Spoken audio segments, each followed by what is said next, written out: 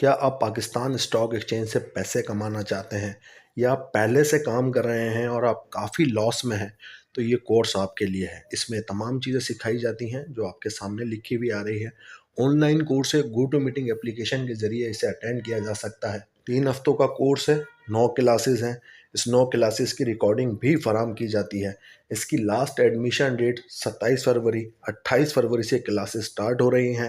اگر آپ میں سے کوئی دوست دلچسپی رکھتا ہے تو جو واٹس ایپ نمبر آپ کے سامنے آ رہا ہے آپ لوگ اس کے اوپر بھی رابطہ کر سکتے ہیں، اور ویڈیو کی ڈسکرپشن کو اوپن کریں گے تو اس میں بھی اس کی ڈیٹیل آپ کو مل جائے گی۔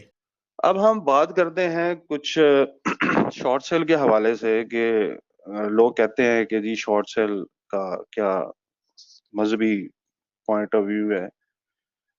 تو صحابہ رضی اللہ تعالیٰ کے عہد میں، نبی صلی اللہ علیہ وسلم کے زمانہ میں جو غلہ ہوتا تھا، جو جنس تھی، وہ قافلوں سے خریدتے تھے صحاب جو تھے۔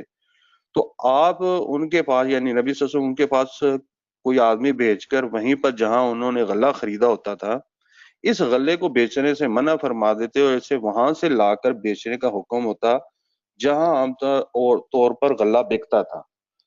اب یہ ریفرنس بھی نیچے دیا ہوا ہے۔ اس کا مطلب یہ ہے کہ یہ ایک حکومتی لیول پہ ایک ارینجمنٹ ہے۔ اگر آپ اس حدیث کو ذرا تھوڑا سا غور دیکھیں گے تو آپ کو پتہ چلے گا کہ جو سپلائی آ رہی ہوتی ہے، اب سپلائی کس چیز کی آ رہی ہوتی ہے کہ مختلف جنس ہے، جیسے کھجوریں آ رہی ہیں، گندم آ رہی ہے، جو آ رہی ہے، چاول آ رہے ہیں، جتنے بھی ہماری کھانے پینے کی اشیاء ہیں جو غلے کے اندر آتی ہیں، وہ جب آ رہی ہوتی ہیں تو انسانوں کا اس کے ساتھ ڈائریکٹ تعلق ہوتا ہے۔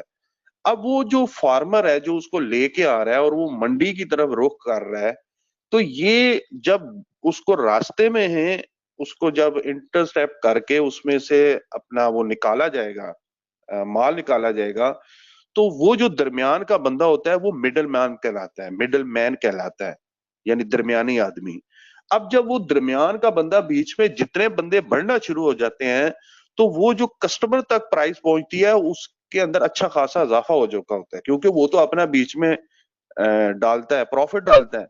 اگر ڈائریکٹ فارمر کے پاس سے مال ادھر منڈی میں آئے، وہاں سے پرچون کے اندر جائے تو وہ قیمتیں کنٹرول رہتی ہیں، لیکن جب بیچ میں مڈل مین بڑھنا ہی شروع ہو جاتے ہیں تو جو قیمتیں ہیں وہ کنٹرول نہیں رہتی ہیں اور اس کے اندر مینوپولیشن شروع ہو جاتی ہے۔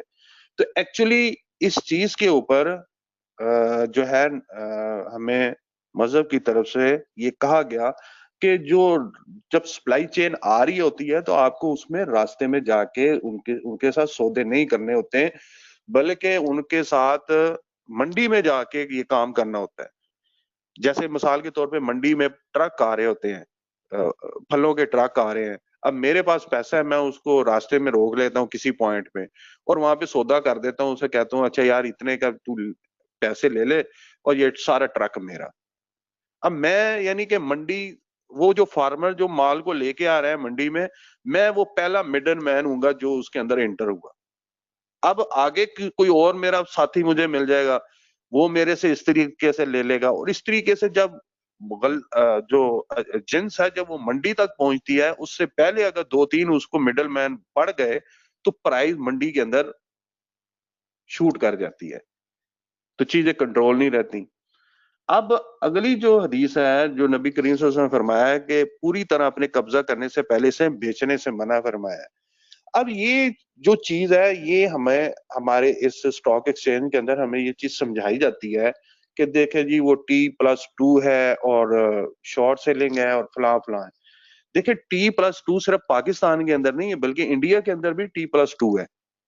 اب ہمیں اس چیز کو، سسٹم کو سمجھنا ہے کہ یار یہ جو عام چیز ہے اس کو ہم اس کے اوپر خاص کر سکتے ہیں یا نہیں کر سکتے، کیونکہ میں نے آپ کو یہ پیچھے سمجھائی ہے یہ بات کہ جو عام نارمل بزنس ہے اس کے اندر جو چیز چل رہی ہوتی ہے وہ بہت سلو ہوتی ہے، بہت سست روی کے ساتھ وہ کام ہو رہا ہوتا ہے۔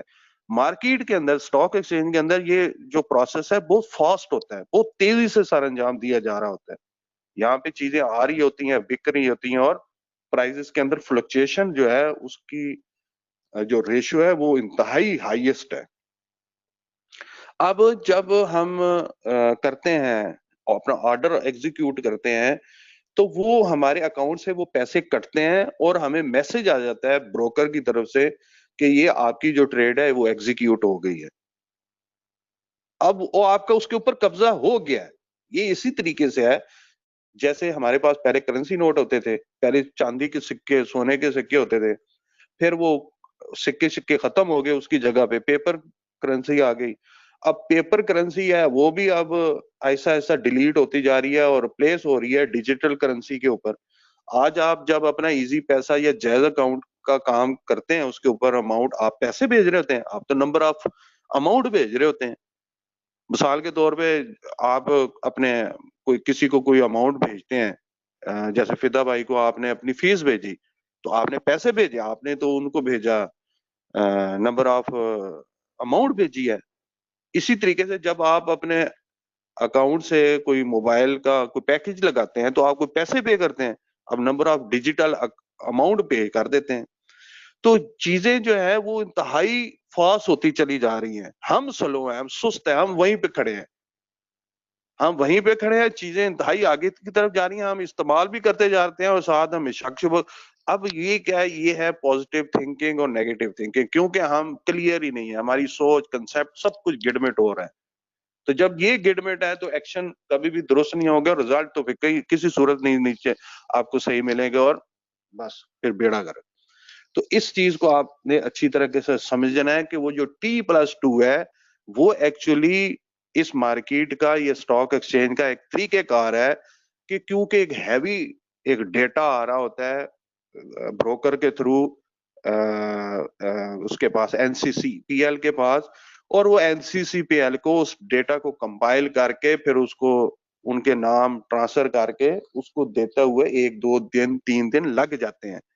تو اس لیے وہ اور طریقہ ہے. جیسے اس کی میں ایک مثال دیتا ہوں, آپ ایک گاڑی لیتے ہیں, اس کو اپنے نام کے ساتھ ٹرانسفر نہیں کراتے, بلکہ آپ ایک اسٹامپ کے اوپر گاڑی لے لیتے ہیں جس کو ٹرانسفر لیٹر کہا جاتا ہے.